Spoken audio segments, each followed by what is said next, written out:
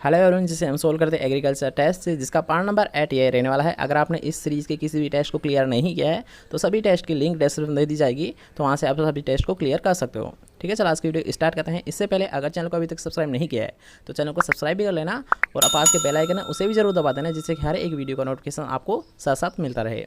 ठीक है, चलो आज की वीडियो को स्टार्ट करते हैं। आज कुछ नया सीख लेते हैं।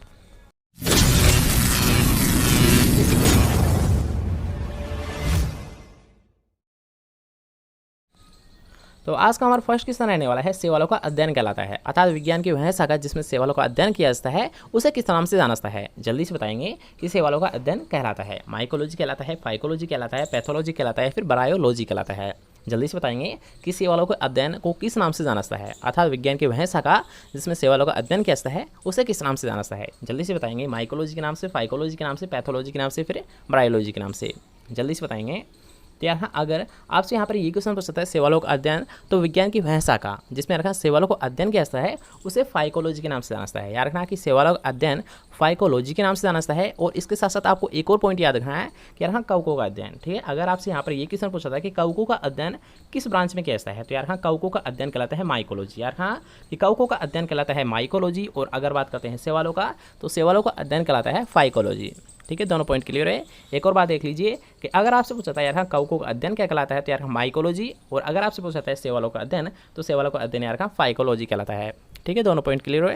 नेक्स्ट क्वेश्चन कर बढ़ते हैं। तो नेक्स्ट क्वेश्चन आपसे पूछा गया नाइजर एक फसल होती है, तो जल्दी से बताएंगे नाइजर क्या होती है। दलहनी फसल होती है, तिलहनी फसल होती है, रेशे वाली फसल होती है, फिर अन्न वाली फसल होती है। जल्दी से बताएंगे कि नाइजर होती क्या है। दलहनी फसल होती है, तिलहनी फसल होती है, रेशे वाली फसल होती है, फिर अन्न वाली फसल होती है। जल्दी से कमेंट करेंगे सभी बच्चे कि नाइजर होती क्या है। जल्दी से बताइए। दलहनी होती है, तिलहनी होती है, रेशे वाली होती है, फिर अन्न वाली होती है। जल्दी से बताएंगे। तो यहाँ अगर आपसे पूछा था नाइजर के बारे में, ठीक है, अगर पूछा जाता है नाइजर के बारे में, तो नाइजर क्या होती है, एक तिलहनी फसल होती है। ठीक है, नाइजर क्या होती है, एक तिलहनी फसल होती है। अगर बात करते हैं इसकी बॉटिकल नेम की, तो इसका बॉटिकल नेम होता है गुजोटा एबिसिनिया। यार हाँ, गुजोटा एबिसिनिया इसका नाम होता है। और ये अगर बात करते हैं इसकी फैमिली की, तो इसका बॉटिकल नेम हम बता ही दिया, यार हाँ गुजोटा एबिसिनिया। अगर बात करते हैं इसके कुल या फैमिली की, तो ये यार हाँ कंपोजिटी से, किस फैमिली से बिलोंग करती है यार नाइजर, कंपोजिटी या फिर एस्ट्रेसी। कंपोजिटी और एस्ट्रेसी यार का एक ही कुल के नाम है, कंपोजिटी या फिर एस्ट्रेसी। क्या होता है यार का, कंपोजिटी को ही एस्ट्रेसी के नाम से जाना जाता है। यहाँ पर सभी पॉइंट को यार का आपको एक एक पॉइंट ध्यान होना चाहिए, क्योंकि यार का सभी पॉइंट मोस्ट इंपॉर्टेंट है जो भी यहाँ पर बताए जाते हैं। ठीक है, वीडियो में हर एक पॉइंट आपके लिए बेस्ट यूजफुल रहने वाले हैं, इसलिए यार हाँ वीडियो को हमेशा ध्यान से देखा करो और एक भी कॉन्सेंट्रेट होकर देखा करो। ठीक है, ध्यान कहीं और है, वहाँ पर वीडियो चल रहा है, ऐसे कोई फ़ायदा नहीं है, इसलिए यार हाँ ध्यान को थोड़ा कंसंट्रेट रखा करो। ठीक है, तो यहाँ पर हमने बताया था कि नाइजर क्या होती है, तो नाइजर तिलहनी फसल होती है। बॉटिकल नेम क्या होता है इसका, गुजोटा एबिसिनिया होता है। अगर बात करते हैं इसकी फैमिली की, तो इसकी फैमिली होती है कंपोजिटी, जिसे यार हाँ एस्ट्रेसी के नाम से जाना जाता है। ठीक है, सभी पॉइंट क्लियर है। नेक्स्ट क्वेश्चन कर बढ़ते हैं। तो नेक्स्ट क्वेश्चन आपसे पूछाइए मटर की जड़ों की ग्रंथियों में पाए जाते हैं, अर्थात कौन से बैक्टीरिया पाए जाते हैं। तो जल्दी से बताएंगे मटर की जड़ों की ग्रंथियों में। तो आपको ये तो पता होगा मटर किस फैमिली से बिलोंग करता है, लेग्यूमिनेसी से करता है। ठीक है, तो जल्दी से बताएंगे अब कि मटर की जड़ों की ग्रंथियों में पाए जाते हैं विषाणु पाए जाते हैं, बेसिलस जीवाणु पाए जाते हैं, राइजोबियम जीवाणु पाए जाते हैं, फिर कोई नहीं पाए जाता है। जल्दी से बताएंगे कि मटर की जड़ की ग्रंथियों में कौन से बैक्टीरिया पाए जाते हैं, कौन से विषाणु पाए जाते हैं, ये आपसे पूछा गया है। ठीक है, वायरस पाए जाते हैं, विषाणु पाए जाते हैं, या फिर क्या पाए जाते हैं, बैक्टीरिया पाए जाते हैं, क्या पाए जाते हैं जड़ों में। जल्दी से बताएंगे। वायरस पाए जाते हैं, बेसिलस जीवाणु पाए जाते हैं, राइजोबियम जीवाणु पाए जाते हैं, फिर कोई नहीं पाए जाता है। जल्दी से बताइए कि मटर की जड़ की ग्रंथियों में कौन पाए जाता है। तो आपको पता होगा यार अगर बात करते हैं लेग्यूमिनेसी की, तो यार लेग्यूमिनेसी की जो जड़ों में पाया जाता है बैक्टीरिया कौन सा होता है, राइजोबियम बैक्टीरिया होता है। ठीक है, यार लेग्यूमिनेसी जितने भी क्रॉप्स है, तो उनकी जड़ों की ग्रंथियों में यार क्या पाया जाता है, राइजोबियम बैक्टीरिया पाया जाता है। ठीक है, अब यार अगर आपसे पूछा था एकमात्र ऐसी कौन सी फसल है जो कि लेग्यूमिनेसी होने के बाद भी, ठीक है, एकमात्र ऐसी फसल कौन सी है यार कि जो कि लेग्यूमिनेसी होने के बाद भी उसकी जड़ों में ग्रंथियों में राइजोबियम बैक्टीरिया नहीं पाया जाता है, अर्थात यार नाइट्रोजन का फिक्सेशन नहीं करता है, तो वो फसल कौन सी है। तो जल्दी से कमेंट करिए कि ऐसी कौन सी फसल है जो कि यार लेग्यूमिनेसी की तो है लेकिन नाइट्रोजन फिक्सेशन का कार्य नहीं करती है, तो कौन सी फसल है। जल्दी से कमेंट करिए। तो यार अगर आपसे यहाँ पर ये क्वेश्चन पूछा है कि एकमात्र ऐसी फसल जो क्या लेग्यूमिनेसी होने के बाद भी क्या होती है, नाइट्रोजन का फिक्सेशन नहीं करती है, नाइट्रोजन का स्थिरीकरण नहीं करती है, तो कौन सी होती है, राजमा होती है। कौन सी होती है, राजमा होती है। ठीक है, एक मोस्ट इंपॉर्टेंट पॉइंट है ये भी, तो इसको भी आपको विशेष ध्यान रखना है। ठीक है, नेक्स्ट क्वेश्चन है, उससे पहले हमारे जो टेस्ट नंबर 7 में टॉप रैंक में शामिल किए गए हैं उनका नाम है अंजू गुज्जर, नैना गुप्ता, ज्ञानेंद्र, एक का था कैलाश और एक का था दिलकुश बैरागी। ठीक है, यहाँ पर 5 को ही नाम को अनाउंस किया जाता है, तो उनके ये नाम थे। अब यहाँ पर मैं आपसे एक ही वर्ड बोलना चाहूँगा कि यार खान जब भी आप इस वीडियो को देख रहे हो, ठीक है, मान लीजिए आप लाइव चैट नहीं कर पा रहे हो तो कोई दिक्कत नहीं है, जब भी आप इस वीडियो को देख रहे हो तब आप टेस्ट को क्लियर करिए, क्योंकि यार खान हमारा टारगेट यही है कि आपको हर एक क्वेश्चन याद होना चाहिए, आपका टेस्ट क्लियर होना चाहिए। ठीक है, तो टेस्ट को दीजिए, अच्छे से रहिए, अच्छे से प्रैक्टिस कीजिए, क्योंकि आपको पता होगा कि जेट की एग्ज़ाम डेट कंफर्म हो चुकी है 2 अगस्त, लेकिन यार खां ICAR BHU की भी जल्द ही डेट अनाउंस कर दी जाएगी, इसलिए यार खां आप प्रैक्टिस करते रहिए, तैयारी करते रहिए। ठीक है, तो नेक्स्ट क्वेश्चन की ओर बढ़ते हैं कि क्लोरोफिल के निर्माण हेतु पौधों को 2 धात्विक तत्वों की आवश्यकता होती है, अर्थात आपको बताना है यार खां 2 धात्विक तत्व कौन कौन से होते हैं जिनकी निर्माण की आवश्यकता होती है क्लोरोफिल में। तो जल्दी से बताइए यार खां कि लोहा मैग्नीशियम होता है, तांबा कैल्शियम होता है, मैग्नीशियम कैल्शियम होता है, या फिर लोहा कैल्शियम होता है। जल्दी से बताइए कि जो क्लोरोफिल है तो इसके निर्माण के लिए 2 धात्विक तत्व कौन कौन से होते हैं। लोहा मैग्नीशियम होता है, तांबा कैल्शियम होता है, मैग्नीशियम कैल्शियम होता है, लोहा कैल्शियम होता है। तो जल्दी से बताइए, यहाँ पर एक पॉइंट मैं क्लियर कर देता हूँ यार खान, जब भी क्लोरोफिल के बारे में यह बात आए तो मैग्नीशियम हमेशा आएगा। ठीक है, अगर पूछा है मुख्य कंपोनेंट क्या होता है, क्लोरोफिल का मुख्य घटक कौन सा होता है, तब भी आपका राइट आंसर आएगा मैग्नीशियम ही माना जाएगा। लेकिन यहाँ पर आपसे पूछा गया है निर्माण हेतु 2 धात्विक तत्व, एक तो हो गया मैग्नीशियम, ठीक है, अब एक आपको बताना है, तो जल्दी से बताइए कौन सा राइट आंसर माना जाएगा। लोहा और मैग्नीशियम होता है, तांबा और कैल्शियम होता है, मैग्नीशियम और कैल्शियम होता है, या फिर लोहा और कैल्शियम होता है। जल्दी से बताएंगे कि क्लोरोफिल के निर्माण हेतु कौन से 2 धात्विक तत्वों की आवश्यकता होती है। तो फर्स्ट ऑप्शन आपका राइट आंसर माना जाएगा। याद रखना कि अगर आपसे पूछा है क्लोरोफिल के बारे में, तो क्लोरोफिल के निर्माण हेतु 2 धात्विक तत्व कौन कौन से आवश्यक होते हैं। याद रखना, एक होता है लोहा अर्थात आयरन, और एक होता है मैग्नीशियम। क्या होता है, लोहा और आयरन या फिर मैग्नीशियम। ठीक है, पॉइंट क्लियर। और नेक्स्ट क्वेश्चन की ओर बढ़ते हैं। तो नेक्स्ट क्वेश्चन आपसे पूछा है कि मृदा की उर्वरता बढ़ाने के लिए फसल चुनी जाती है, अर्थात किस फसल को आप ग्रो करोगे जिससे यार हम मृदा की यील्ड बढ़े। तो जल्दी से बताइए आप किस फसल का चुनाव करोगे, सरसों का करोगे, गेहूं का करोगे, आलू का करोगे, या फिर बरसीम का करोगे। जल्दी से बताइए कि मृदा की उर्वरता बढ़ाने के लिए आप किस फसल का चुनाव करोगे, सरसों का करोगे, गेहूं का करोगे, आलू का करोगे, या फिर बरसीम का करोगे।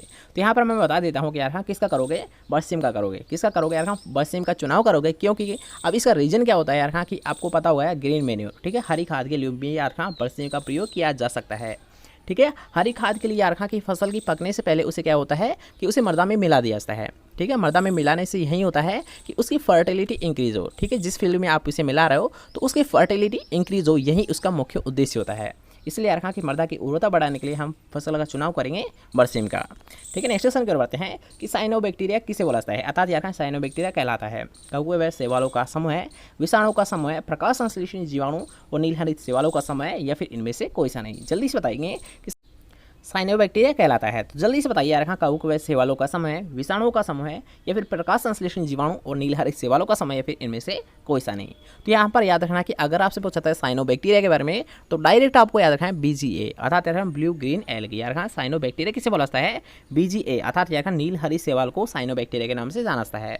तो अब आप देख सकते हो BGA कौन से ऑप्शन में है यार का, थर्ड ऑप्शन, अर्थात यार प्रकाश संश्लेषणी जीवाणु और नीलहरित शैवालों का समूह ही क्या कहलाता है, साइनोबैक्टीरिया कहलाता है। ठीक है, अगर आपको यहाँ पर ये भी ऑप्शन में नहीं देखने को मिलता है प्रकाश संश्लेषणी जीवाणु, केवल और केवल यार नीलहरित शैवाल मिलते, तब भी आपका राइट आंसर कौन सा माना जाता है, BGA, अर्थात यार ब्लू ग्रीन एल्गी को ही यार साइनोबैक्टीरिया के नाम से जाना जाता है। ठीक है, पॉइंट क्लियर हुआ। नेक्स्ट क्वेश्चन कर बढ़ते हैं। तो नेक्स्ट क्वेश्चन आपसे बताइए निम्न में से कौन सा जीवाणु, निम्न में से कौन सा बैक्टीरिया नाइट्रोजन का फिक्सेशन नहीं करता है, ये आपको बताना है। तो जल्दी से बताएंगे कि वायुमंडलीय नाइट्रोजन का स्त्रीगण कौन नहीं करता है, एजिटोबैक्टर, राइजोबियम, एजोस्पाइरिलम, फिर नाइट्रोसोमोनास। जल्दी से बताएंगे कि इनमें से कौन सा बैक्टीरिया वायुमंडलीय नाइट्रोजन का फिक्सेशन नहीं करता है, स्त्रीगण नहीं करता है, एजिटोबैक्टर, राइजोबियम, एजोस्पाइरिलम, फिर नाइट्रोसोमोनास। जल्दी से बताएंगे। तो यार हमने बताया था कि नाइट्रोसोमोनास, ठीक है, इसका राइट आंसर नाइट्रोसोमोनास है। अब क्यों है इसका रीजन भी जान लीजिए कि यार नाइट्रोसोमोनास और एक होता है नाइट्रोबैक्टर। ठीक है, ये दोनों क्या करते हैं, नाइट्रीकरण की क्रिया करते हैं, अर्थात यार कि नाइट्रोसोमोनास होता है ये क्या करता है, जो अमोनिया होता है, ठीक है, जो अमोनिया होता है तो उसे यार नाइट्रेट में चेंज करता है। नाइट्रोसोमोनास क्या करता है, जो अमोनिया होता है उसे नाइट्रेट में चेंज करता है, और नाइट्रेट से नाइट्राइट में कौन कन्वर्ट करता है यार नाइट्रोबैक्टर। ठीक है, ये दोनों बैक्टीरिया होते हैं कि ये तो करता है यार अमोनिया को नाइट्रेट में कन्वर्ट, और वो करता है यार नाइट्रेट को नाइट्राइट में कन्वर्ट। ठीक है, 2 क्रिया होती है, एक तो की जाती है नाइट्रोसोमोनास के द्वारा और एक की जाती है नाइट्रोबैक्टर के द्वारा। ठीक है, क्वेश्चन क्लियर। और नेक्स्ट क्वेश्चन की ओर बढ़ते हैं। तो नेक्स्ट क्वेश्चन आपसे पूछा गया है कि बीजों को बोने से पहले लघु तापमान अर्थात लघु टेम्परेचर देने की क्रिया को किस नाम से जाना जाता है। जल्दी से बताएंगे। बसंतीकरण के नाम से जाना जाता है, विगलन के नाम से जाना जाता है, प्रसुप्ति के नाम से जाना जाता है, फिर दीप्ति कालिता के नाम से जाना जाता है। अर्थात यार कि सीड की सोविंग करने से पहले उसे कम टेम्परेचर अर्थात लो टेम्परेचर देने की क्रिया को किस नाम से जाना जाता है? बसंतीकरण के नाम से, विगलन के नाम से, प्रसूति नाम से या फिर दीप्ति कालिता के नाम से? जल्दी से बताएंगे किस नाम से जाना जाता है? तो यार ये जो संपूर्ण क्रिया की जाती है, ठीक है, अर्थात यार बीज की सोविंग करने से पहले उसे लघु टेम्परेचर देना, तो ये की जाती है बसंतीकरण में। किस में की जाती है? बसंतीकरण में की जाती है। अब इसका रीज़न क्या होता है? तो इसका रीज़न यही होता है यार सीड का जर्मिनेशन फास्ट हो, ठीक है, जो सीड का जर्मिनेशन है ये फास्ट हो, इसलिए यार उसे लघु टेम्परेचर पहले दिया जाता है, उसके बाद में सीड की सोविंग की जाती है ताकि उसका शीघ्र अंकुरण हो, ठीक है, शीघ्र अंकुरण हो, इसलिए यार ये क्रिया मुख्यतः की जाती है। ओके, नेक्स्ट क्वेश्चन की ओर बढ़ते हैं। तो नेक्स्ट क्वेश्चन आपसे पूछा गया है कि फूल गोभी का वीपटेल रोग उत्पन्न होता है, अर्थात किस पोषक तत्व की कमी से यार वीपटेल रोग होता है फूल गोभी में? तो जल्दी से बताइए, एक मोस्ट कॉमन क्वेश्चन, एक इंपॉर्टेंट क्वेश्चन भी है, तो जल्दी से बताइए फूल गोभी में वीपटेल रोग किसके कारण होता है? किस पोषक तत्व की कमी से होता है? बोरोन की कमी से होता है, तांबा की कमी से होता है, मोलिब्डेनम की कमी से होता है, फिर कैल्शियम की कमी से होता है? जल्दी से बताएंगे कि वीपटेल रोग किस तत्व की कमी से होता है? बोरोन की कमी से, तांबे की कमी से, मोलिब्डेनम की कमी से या फिर कैल्शियम की कमी से? जल्दी से बताइए। तो आपको पता होगा यार, अगर बात करते हैं वीपटेल रोग की, तो ये किसकी कमी से होता है? मोलिब्डेनम की कमी से होता है, अर्थात सी ऑप्शन आपका राइट आंसर माना जाएगा। अर्थात यार कि वीपटेल रोग किसकी कमी से होता है? यार मोलिब्डेनम तत्व की कमी से, और किस में होता है? फूल गोभी में होता है, ठीक है। नेक्स्ट क्वेश्चन की बात करते हैं कि नाइट्रोजन स्त्रीगण करते हैं, हरी सेवाल करते हैं, भूरी सेवाल करते हैं, लाल सेवाल करते हैं या फिर नील हरी सेवाल करते हैं? जल्दी से बताइए कि नाइट्रोजन का फिक्सेशन कौन करते हैं? हरी सेवाल करते हैं, भूरी सेवाल करते हैं, लाल सेवाल करते हैं या फिर नील हरित सेवाल करते हैं? जल्दी से बताइए। तो यार अगर बात करते हैं हरे सेवाल, भूरे सेवाल और लाल सेवाल में, तो यार नाइट्रोजन का स्त्रीकरण करता है, अर्थात नाइट्रोजन का फिक्सेशन केवल यार बीजीए के द्वारा किया जाता है, अर्थात यार नील हरित सेवाल के द्वारा किया जाता है। किसके द्वारा किया जाता है? यार नील हरित सेवाल के द्वारा ही नाइट्रोजन का फिक्सेशन किया जाता है, ठीक है। नेक्स्ट क्वेश्चन की ओर बढ़ते हैं कि नेक्स्ट क्वेश्चन आपसे पूछा गया भारत में मेक्सिको से गेहूं की किस्म आई थी, अर्थात यार मेक्सिको से किन किन वेराइटीज़ को भारत में लाया गया था, ये आपको बताना है। तो जल्दी से बताएंगे। नर्मालोजो को लाया गया था, S227 को लाया गया था, सोनेरा 64 को लाया गया था, फिर उपयुक्त सभी को लाया गया था? जल्दी से बताएंगे भारत में मेक्सिको से गेहूं की कौन कौन सी वेराइटीज़ को लाया गया था?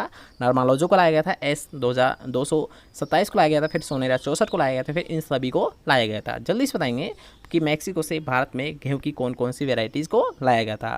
तो यार इन सभी को लाया गया था, अर्थात नर्मालोजो को भी लाया गया था, सोनेरा 64 को भी लाया गया था और S227 को भी लाया गया था, ठीक है। Question clear.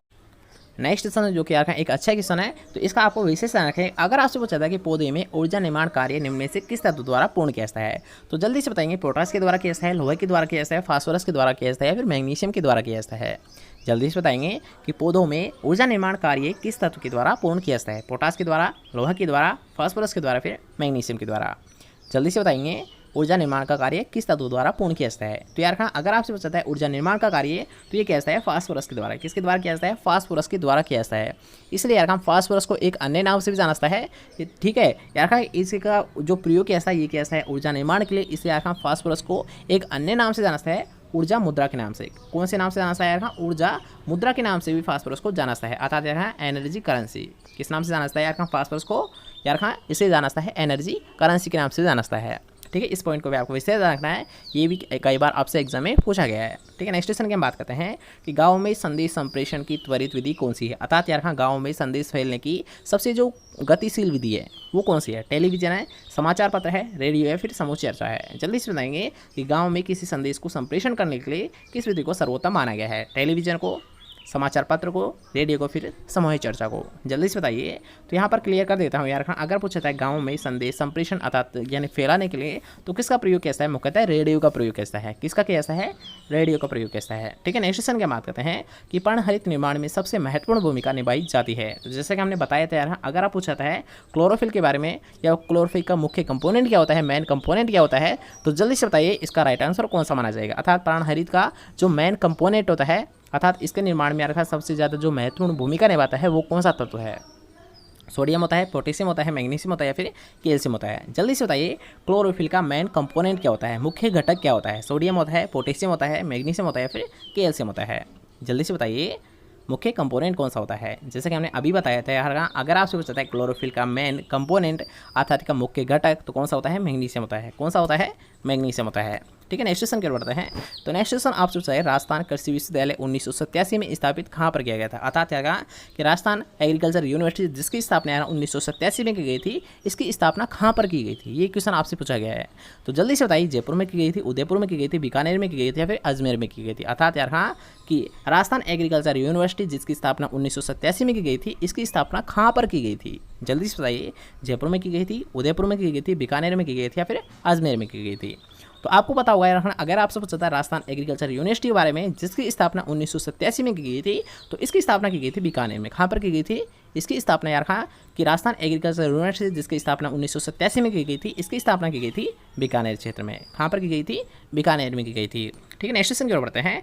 तो नेक्स्ट क्वेश्चन आपसे पूछा रहा है IARI। तो सबसे पहले इसके आपको फुल फॉर्म मैं बता देता हूँ कि IARI अर्थात यार Indian agriculture research institute, Indian agriculture research institute. तो जल्दी से बताइए कि ये कहाँ पर स्थित है, नागपुर में स्थित है, भोपाल में स्थित है, नई दिल्ली में स्थित है या फिर बरेली में स्थित है। जल्दी से बताएंगे कि IARI अर्थात इंडियन एग्रीकल्चर रिसर्च इंस्टीट्यूट कहाँ पर स्थित है, नागपुर में, भोपाल में, नई दिल्ली में या फिर बरेली में। जल्दी से बताइए। तो ये तो आपको पता होगा यार, अगर पूछा था IARI अर्थात इंडियन एग्रीकल्चर रिसर्च इंस्टीट्यूट, तो ये कहाँ पर स्थित है, नई दिल्ली में स्थित है। कहाँ पर स्थित है, नई दिल्ली में स्थित है। ठीक है। नेक्स्ट क्वेश्चन में बात करते हैं कि मृदा परिस्थिति का अर्थात सोइल प्रोफाइल में मुख्य सन स्तर कितने होते हैं। जल्दी से बताना है आपको कि मुख्य सन स्तरों की संख्या क्या मानी जाती है, 1, 2, 3 या फिर 4। जल्दी से बताएंगे कि सोइल प्रोफाइल में मुख्य सन स्तर कितने होते हैं, 1 होता है, 2 होता है, 3 होते हैं या फिर 4 होते हैं। जल्दी से बताइए कि मेन जो मुख्य सन स्तर होते हैं मृदा में, तो कितने होते हैं, 1 होता है, 2 होता है, 3 होता है, फिर 4 होता है। तो कितने होते हैं यार, 3 होते हैं। कितने होते हैं, मुख्यतः यार 3 सन स्तर होते हैं। और अगर बात करते हैं कितने वैसे, तो सामान्यतः होते हैं OABC अर्थात 4 होते हैं। ठीक है। सामान्यतः अगर आपसे पूछा है कितने सन स्तर होते हैं, तो यहाँ OA, B और C अर्थात 4 सन स्तर होते हैं। लेकिन अगर पूछा जाता है मुख्य सन स्तर, तो मुख्य सन स्तर केवल यार 3 होते हैं। कौन से होते हैं यार, रखना कि मुख्य सन स्तर केवल 3 होते हैं। ठीक है। क्वेश्चन क्लियर हुआ। नेक्स्ट क्वेश्चन की बात करते हैं। तो नेक्स्ट क्वेश्चन आपसे पूछा जाए कि नाइट्राइट को नाइट्रेट में परिवर्तित करने वाला जीवाणु कौन सा है, कौन सा बैक्टीरिया होता है। जल्दी से बताएंगे कि नाइट्राइट को नाइट्रेट। अब यहाँ पर थोड़ा सा मिसप्रिंट हुआ है। ठीक है। जब भी इसको रिटर्न किया गया है अर्थात लिखा गया है, तो यहाँ पर थोड़ा सा मिसप्रिंट हुआ है। और दोनों क्वेश्चन में यार दोनों क्वेश्चन एक दूसरे से रिलेटेड है। तो आपको ध्यान रखना है यार, अमोनिया को पहले नाइट्रेट में चेंज किया जाता है। ठीक है। अमोनिया को पहले नाइट्रेट में चेंज किया जाता है, उसके बाद में नाइट्राइट में चेंज होता है। ठीक है। इसे डायरेक्ट समझ लीजिए, बिना काम आपको गलत याद हो जाएगा तो फिर लफड़ा हो जाएगा। ठीक है। तो इन दोनों क्वेश्चन को एक साथ मैं बता रहा हूँ। ठीक है। ध्यान देना थोड़ा सा।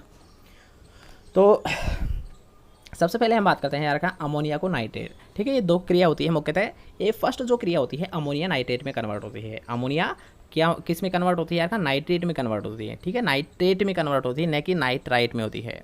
अमोनिया सबसे पहले किस में होती है, नाइट्रेट में कन्वर्ट होती है। उसके बाद में रखा कि जो नाइट्रेट होती है, ठीक है, जो नाइट्रेट होती है तो ये किस में होती है, नाइट्राइट में होती है। ठीक है।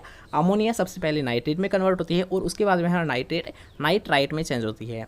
ठीक है। अब थोड़ा सा ध्यान से देना यार, हाँ ध्यान देना थोड़ा सा कि अमोनिया जब नाइट्रेट में चेंज होती है तो किसके द्वारा की जाती है, किस बैक्टीरिया के द्वारा किया जाता है इस क्रिया को, तो इसे किया जाता है यार नाइट्रोसोमोनास के द्वारा। किसके द्वारा किया जाता है यार, नाइट्रोसोमोनास के द्वारा किया जाता है। अर्थात यार अमोनिया को नाइट्रेट में चेंज करने के लिए किस बैक्टीरिया के द्वारा किया जाता है ये संपूर्ण क्रिया, तो ये संपूर्ण क्रिया की जाती है नाइट्रोसोमोनास के द्वारा। ठीक है। अमोनिया को नाइट्रेट में कौन कन्वर्ट करता है, नाइट्रोसोमोनास बैक्टीरिया किया जाता है।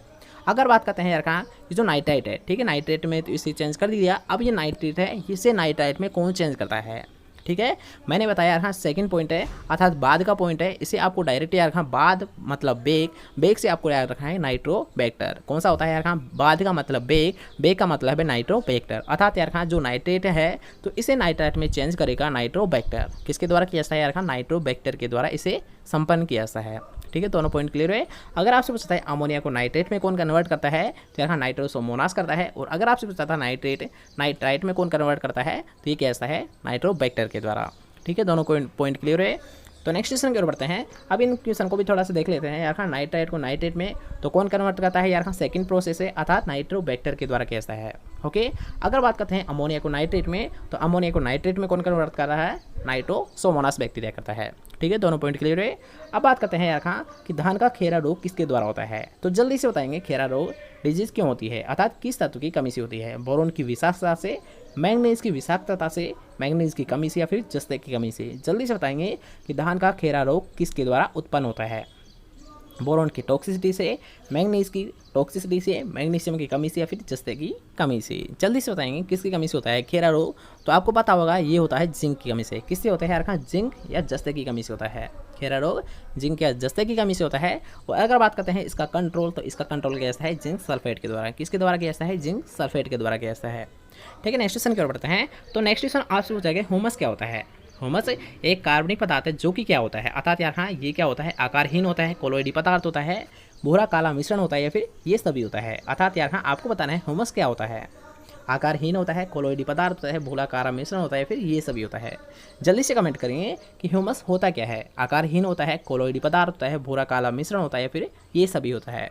तो यार यहाँ पर ध्यान देना कि ह्यूमस की अगर बात की जाए, ह्यूमस की अगर बात की जाती है तो यार ह्यूमस क्या होता है, आकारहीन होता है, कोलोइडी पदार्थ भी होता है, और भूरा काला मिश्रण भी होता है, अर्थात ये सभी होता है। ह्यूमस क्या होता है, आकारहीन होता है, कोलोइडी पदार्थ होता है, और भूरा काला मिश्रण भी होता है, अर्थात आपका राइट आंसर ये सभी माना जाएगा। ठीक है, क्वेश्चन के लिए। और नेक्स्ट क्वेश्चन की बात करते हैं कि निम्नलिखित में से कौन सा म्यूरेट ऑफ पोटास है, अर्थात यार इसका आपको केमिकल नाम बताना है। किसका, MOP अर्थात म्यूरेट ऑफ पोटास का आपको केमिकल नाम बताना है। तो जल्दी से बताइए कि म्यूरेट ऑफ पोटास होता क्या है। पोटेशियम नाइट्रेट को बोला जाता है, पोटेशियम क्लोराइड को बोला जाता है, पोटेशियम सल्फेट को बोला जाता है, फिर पोटेशियम क्लोराइड को बोला जाता है। जल्दी से बताएंगे कि यार म्यूरेट ऑफ पोटास के नाम से किसे जाना जाता है, पोटेशियम नाइट्रेट को, पोटेशियम आयोडाइड को, पोटेशियम सल्फेट को, या फिर पोटेशियम क्लोराइड को। जल्दी से बताइए कि MOP किसे बोला जाता है, अर्थात MOP का केमिकल नाम क्या होता है। Potassium nitrate, potassium iodide, potassium sulphate, या फिर पोटेशियम क्लोराइड। तो जैसा कि हमने बताया था KCl, अर्थात यहाँ पोटेशियम क्लोराइड को ही म्यूरेट ऑफ पोटास के नाम से जाना जाता है। किससे जाना जाता है यार, पोटेशियम क्लोराइड को ही म्यूरेट ऑफ पोटास के नाम से जाना जाता है, जिसमें यार पोटास कितना होता है, 60% होता है। कितना होता है पोटास यार, 60% इसमें पोटास पाया जाता है। ठीक है, क्वेश्चन क्लियर हुआ यार कि MOP किसे बोला जाता है, पोटेशियम क्लोराइड को, जिसमें यार 60% पोटास होता है। ठीक है, क्वेश्चन क्लियर। और नेक्स्ट क्वेश्चन की बात करते हैं कि भारत का सोयाबीन प्रांत किसे बोला जाता है, अर्थात सोया प्रदेश किसे बोला जाता है, ये आपको बताना है। तो जल्दी से बता दीजिए, राजस्थान को बोला जाता है, बिहार को बोला जाता है, मध्य प्रदेश को बोला जाता है, फिर कर्नाटक को बोला जाता है। जल्दी से बता दीजिए कि भारत का सोयाबीन प्रांत किसे बोला जाता है, अर्थात सोयाबीन प्रदेश किसे बोला जाता है। राजस्थान को बोला जाता है, बिहार को बोला जाता है, मध्य प्रदेश को बोला जाता है, फिर कर्नाटक को बोला जाता है। जल्दी से बता दीजिए कि भारत का सोयाबीन प्रदेश के नाम से किसे जाना जाता है, राजस्थान को, बिहार को, मध्य प्रदेश को, या फिर कर्नाटक को। तो हमने बताया था यार कि अगर आप पूछता है सोयाबीन प्रदेश के बारे में, अर्थात सोयाबीन प्रांत के बारे में, तो किसे बोला जाता है, मध्य प्रदेश को बोला जाता है। किसे बोला जाता है, मध्य प्रदेश को यार सोयाबीन प्रदेश या फिर सोयाबीन प्रांत के नाम से जाना जाता है। ठीक है, नेक्स्ट क्वेश्चन की बात करते हैं कि निम्न में से किसके विकास हेतु 6 से 7.5 pH अर्थात लगभग उदासीन pH किसके लिए उपयुक्त माना जाता है, बैक्टीरिया के लिए, एजोटोबैक्टर के लिए, नीलहरी शैवाल के लिए, या फिर उपयुक्त सभी के लिए। जल्दी से बताइए कि निम्न के विकास हेतु अर्थात कितने यानी कौन कौन से ऐसे माइक्रो ऑर्गेनिज्म हैं जिनके विकास के लिए, जिनके डेवलपमेंट के लिए यार कि 6 से 7.5 लगभग उदासीन pH की आवश्यकता होती है, बैक्टीरिया के लिए, एजोटोबैक्टर के लिए, नीलहरी शैवाल के लिए, या फिर इन सभी के लिए। जल्दी से बताइए किन के विकास के लिए 6 से 7.5 pH की आवश्यकता होती है। तो यार यहाँ पर एक पॉइंट याद रखना कि अगर आपसे पूछा जाता है लगभग जितने भी जो माइक्रो ऑर्गेनिज्म होते हैं, तो इनके विकास के लिए यार लगभग उदासीन pH की आवश्यकता होती है। कौन सी आवश्यकता होती है यार, लगभग जितने भी जो माइक्रो ऑर्गेनिज्म होते हैं, तो इनकी जो विकास के लिए, इनकी ग्रोथ के लिए, इनके विकास के लिए, इनके डेवलपमेंट के लिए यार लगभग उदासीन pH की ही आवश्यकता होती है, अर्थात इसका राइट आंसर माना जाएगा उपयुक्त सभी, अर्थात बैक्टीरिया के निर्माण के लिए, बैक्टीरिया विकास के लिए, एजोटोबैक्टर के विकास के लिए, और BGA अर्थात ब्लू ग्रीन एल्गी के विकास हेतु भी यार 6 से 7.5 अर्थात लगभग उदासीन pH की आवश्यकता होती है। ठीक है, क्वेश्चन क्लियर हुआ। नेक्स्ट क्वेश्चन की ओर बढ़ते हैं। तो नेक्स्ट क्वेश्चन आपसे पूछा जाएगा किस प्रदेश में काली मृदाओं का क्षेत्रफल सबसे अधिक है। तो जल्दी से बताएंगे किस प्रदेश में काली मृदाओं का क्षेत्रफल सबसे अधिक होता है। उत्तर प्रदेश में होता है, बिहार में होता है, मध्य प्रदेश में होता है, फिर हरियाणा में होता है। अर्थात किस राज्य में सबसे ज़्यादा काली मृदाओं का क्षेत्रफल है, ये आपको बताना है। तो जल्दी से बताइए काली मृदाओं का क्षेत्रफल सबसे अधिक किस राज्य में है। उत्तर प्रदेश में है, बिहार में है, मध्य प्रदेश में है, फिर हरियाणा में है। जल्दी से कमेंट करिए किस में सबसे ज़्यादा क्षेत्रफल है काली मृदाओं का। तो यार अगर आपसे पूछा है काली मृदाओं का क्षेत्रफल, तो काली मृदाओं का क्षेत्रफल सबसे ज़्यादा कहाँ पर होता है, मध्य प्रदेश में होता है। कहाँ पर होता है, मध्य प्रदेश में होता है। ठीक है, और काली कपास मृदा एक सबसे ज़्यादा किसके लिए ससेप्टेबल माना जाता है, अर्थात सबसे बेस्ट किसके लिए होती है, कपास के लिए। ठीक है, काली मृदा यार कपास की खेती के लिए सबसे बेस्ट मानी जाती है, इसलिए यार काली मृदाओं को काली कपास मृदा के नाम से जाना जाता है। ठीक है यार कि काली मृदा किस फसल के लिए सबसे बेस्ट मानी जाती है, कपास के लिए, इसलिए यार कि जो काली मृदा होती है तो इसे काली कपास मृदा के नाम से जाना जाता है। ठीक है, पॉइंट क्लियर हुआ। नेक्स्ट क्वेश्चन की बात करते हैं कि प्रकाश संश्लेषण के लिए आवश्यक होते हैं। तो जल्दी से बताइए कि फोटोसिंथेसिस क्रिया करने के लिए किन किन पदार्थों की आवश्यकता होती है? क्लोरोफिल की, प्रकाश की, पानी की या फिर उन सभी की? जल्दी से बताइए फोटोसिंथेसिस क्रिया करने के लिए आवश्यक किसे किसे माना जाता है? क्लोरोफिल को, प्रकाश को, पानी को या फिर उपयुक्त सभी को? जल्दी से बताएंगे प्रकाश संश्लेषण के लिए आवश्यक कौन कौन से घटक होते हैं, कौन कौन से तत्व होते हैं। तो यहाँ पर याद रखना कि अगर आपसे पता चलता है फोटोसिंथेसिस क्रिया करने के लिए आवश्यक घटक तो कौन कौन से होते हैं, याद रखना प्रकाश की भी आवश्यकता होती है, पानी की भी आवश्यकता होती है और क्लोरोफिल की भी आवश्यकता होती है, अर्थात इन तीनों घटकों की आवश्यकता होती है। ठीक है, नेक्स्ट क्वेश्चन की ओर बढ़ते हैं। तो नेक्स्ट क्वेश्चन आपसे पूछा फल परीक्षण हेतु रसायन उपयोग किया जाता है। तो जल्दी से बताएंगे फल परीक्षण हेतु किस रसायन का प्रयोग किया जाता है? अमोनियम नाइट्रेट का, सोडियम बाइकार्बोनेट का, पोटेशियम मेटाबाइसल्फेट का या फिर उपयुक्त में से कोई सा नहीं? जल्दी से बताएंगे फ्रूट प्रिजर्वेशन के लिए किस रसायन का, किस केमिकल का प्रयोग किया जाता है? अमोनियम नाइट्रेट का, सोडियम बाइकार्बोनेट का, पोटेशियम मेटाबाइसल्फेट का या फिर उपयुक्त में से कोई सा नहीं? तो यहाँ अगर आप पूछा जाता है फ्रूट प्रिजर्वेशन के लिए तो मुख्यतः दो केमिकलों का प्रयोग किया जाता है। फ्रूट प्रिजर्वेशन के लिए मुख्यतः यहाँ दो केमिकल अर्थात दो रसायनों का पदार्थों का प्रयोग किया जाता है और वो होते हैं यहाँ का एक होता है सोडियम बेंजोइट और एक होता है केएमएस अर्थात पोटेशियम मेटाबाइसल्फेट। क्या होता है? एक होता है सोडियम बेंजोइट और एक होता है पोटेशियम मेटाबाइसल्फेट होता है, अर्थात इसका राइट आंसर कौन सा है? सी ऑप्शन, क्योंकि यार यहाँ पर सोडियम बाइकार्बोनेट न कि यार बेंजोइट है।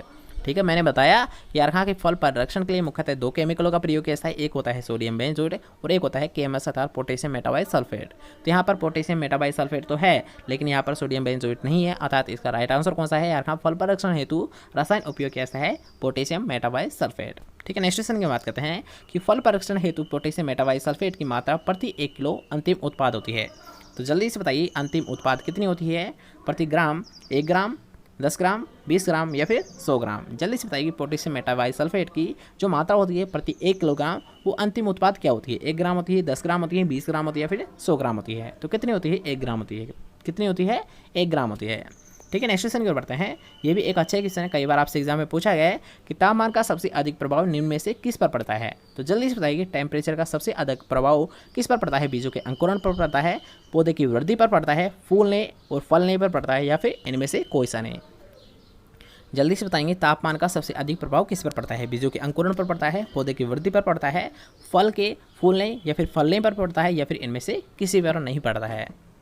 जल्दी से बताएंगे तापमान का सबसे अधिक प्रभाव किस पर देखने को मिलता है? तो यहाँ अगर बात की जाए तापमान का सबसे अधिक प्रभाव तो ये देखने को मिलता है सीड के जर्मिनेशन पर। किसी पे देखा जाता है यार बीजों के अंकुरण पर, क्योंकि यार अगर बात करते हैं किसी भी सीड की, ठीक है, कोई सा भी सीड हो तो उसके जर्मिनेशन के लिए यार सीड और मॉइस्चर, सीड यानी यार टेम्परेचर और मॉइस्चर की आवश्यकता होती है। यार मुख्यतः दो कंपोनेंट की आवश्यकता होती है, दो घटकों की आवश्यकता होती है उसे, और एक होता है यार उनमें से कौन सा होता है? मॉइस्चर होता है और एक होता है टेम्परेचर। अर्थात यहाँ सबसे ज़्यादा जो टेम्परेचर का प्रभाव पड़ता है ये पड़ता है सीड की जर्मिनेशन पर। ठीक है, नेक्स्ट क्वेश्चन आपसे पूछा गया पौधों की स्वस्थ वृद्धि एवं विकास के लिए संतुलित पोषक घोल बनाया गया है, अर्थात किसके द्वारा बनाया गया था? पोषक घोल किसके द्वारा तैयार किया गया था? तो जल्दी से बताइए आर्नन के द्वारा, स्टाउट के द्वारा, होगलैंड एंड जॉनसन के द्वारा या फिर आर्नन और स्टाउट के द्वारा?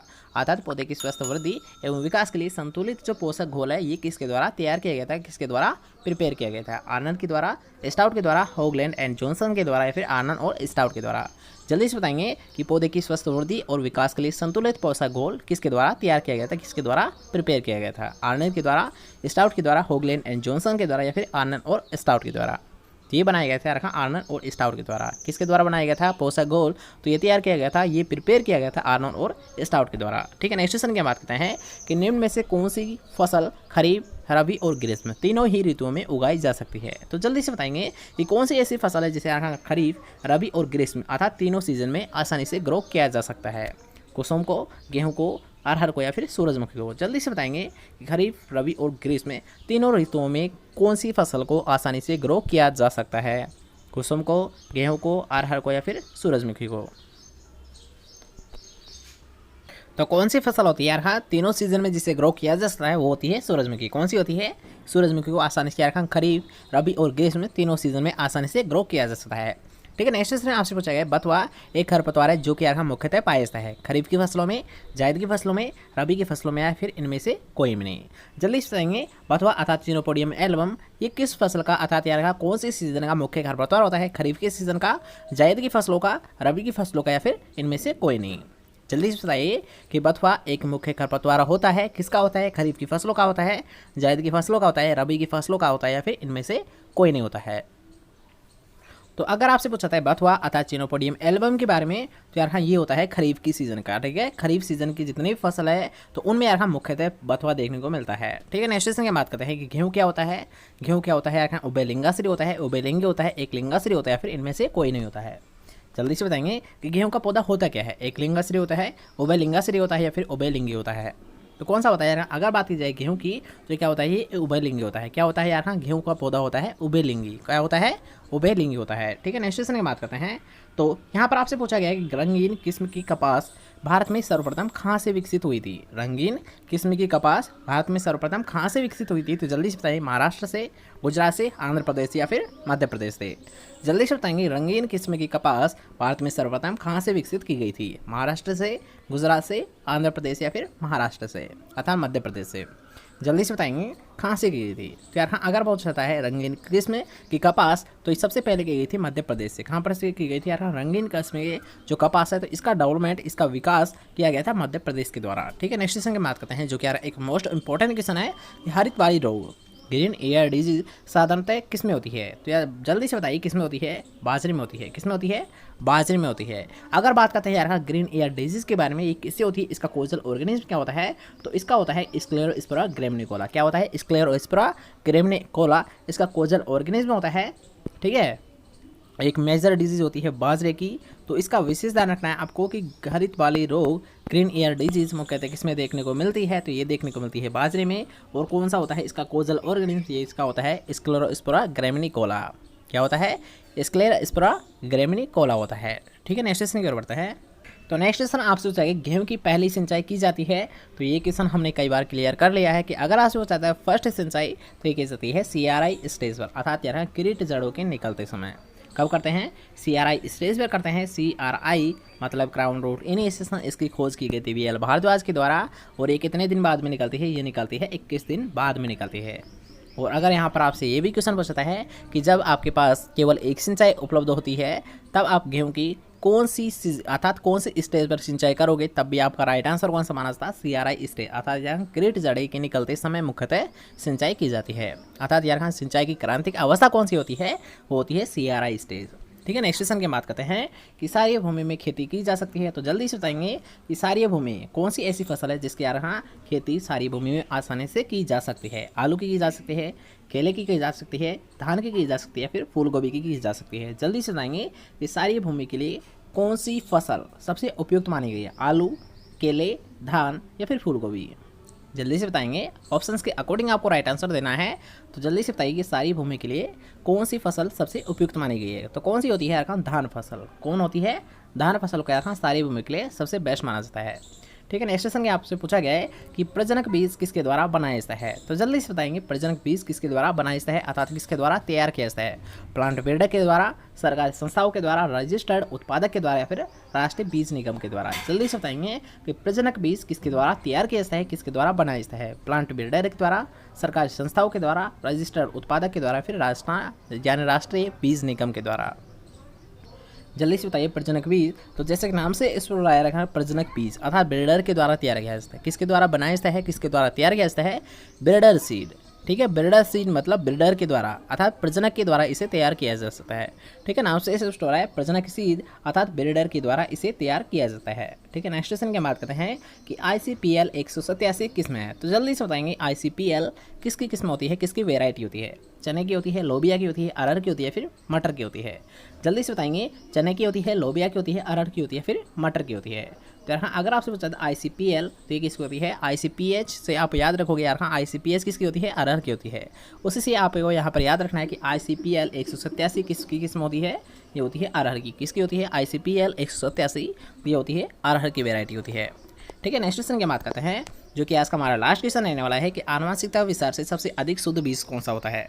जल्दी से बताएंगे कि आनुवंशिकता के आधार से सबसे अधिक शुद्ध बीज किसे माना गया है, प्रजनक बीज को, न्यूक्लियस सीड को, आधार बीज को या फिर प्रमाणित सीड को। जल्दी से बताएंगे कि आनुवंशिकता के विचार से सबसे अधिक शुद्ध किसे माना गया है, प्रजनक बीज को, न्यूक्लियस बीज को, आधार बीज को या फिर प्रमाणित बीज को। तो किसे माना जाता है यार सबसे अधिक शुद्ध अर्थात सबसे ज़्यादा यार जेनेटिक प्योरिटी और फिजिकल प्योरिटी दोनों सबसे ज़्यादा होती है तो वो किसकी होती है, न्यूक्लियस सीड की होती है, अर्थात मूल केंद्रक बीज की होती है। और कितनी होती है यार फिजिकल, वो जो जर्मिनेशन परसेंटेज ये 100% होती है, अर्थात सबसे अधिक शुद्ध किसे माना जाता है, न्यूक्लियस सीड अर्थात मूल केंद्रक बीज को ही सबसे अधिक शुद्ध माना जाता है।